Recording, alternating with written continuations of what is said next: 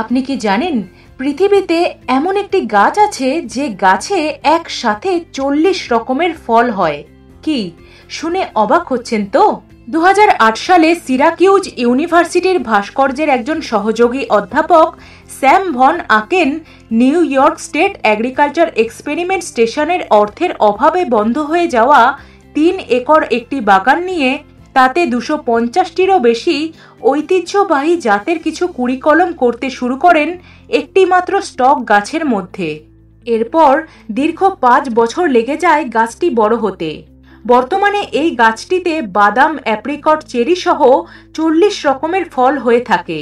40টি ফলকে মূলত একটি গাছে ফলানোর একটি শিল্প প্রকল্প হিসাবে কল্পনা করে প্রচেষ্টা শুরু করেছিলেন স্যাম ভন। 2014 সাল পর্যন্ত ভ্যান আকেন 40টি ফলওয়ালা মোট 16টি গাছ তৈরি করেছিলেন, যা কমিউনিটি গার্ডেন, জাদুঘর এবং ব্যক্তিগত সংগ্রহ সহ বিভিন্ন ব্যক্তিগত এবং পাবলিক স্থানে রাখা হয়েছে।